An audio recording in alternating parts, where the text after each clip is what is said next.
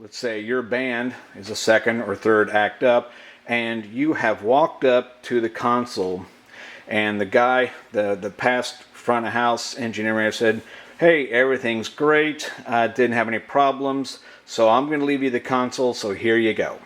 And then you walk up to the console, and it looks something like this.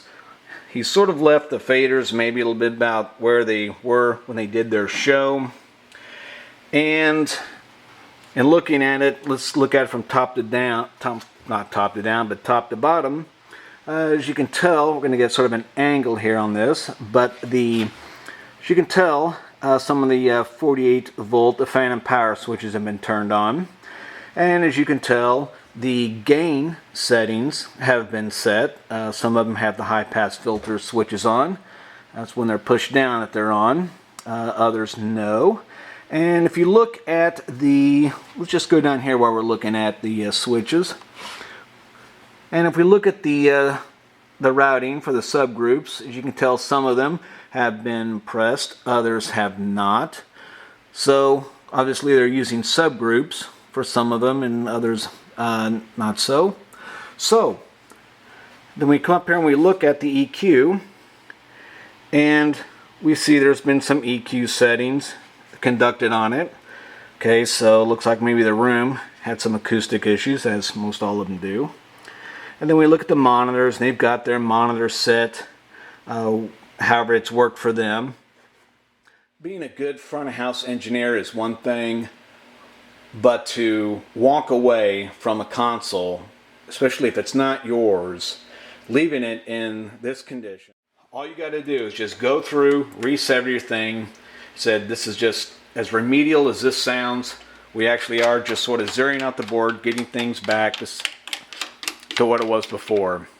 This is something that pretty much any front of house engineer can do.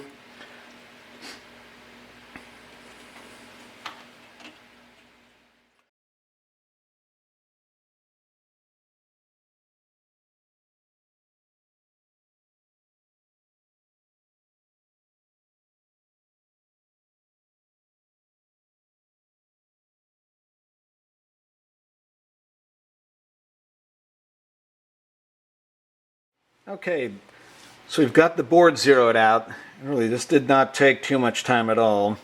You can tell all of our gains are down, which is important because we don't want any surprises when somebody plugs something in. All of our EQs are all zeroed out. We've got one here, there we go. All of our EQs are zeroed out where they should be. The EQ button is showing that it's disabled. All of our monitors, there we go, there's one. All of our monitors are turned down. We won't be popping or anything like that going on. Okay, and also something else to consider when zeroing out a console is take a look at the board tape. Now, if there was a band there before, they're going to have all their instruments and vocals and everything set up in here. It's probably a good idea to see if the facility, or maybe even you as a professional, if you want to bring your own board tape, if you bring your own board tape, lay it out for them, just something that's clear they can write on there whatever they want.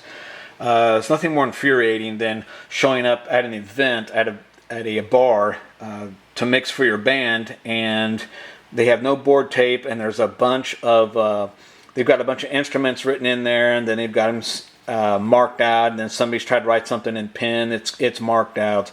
It just becomes a big mess, and it's virtually impossible to try to mix, do an adequate job of mixing a band when you really can't you really can't tell what instruments that you're mixing on. So board tape is an excellent thing to do when zeroing out a console.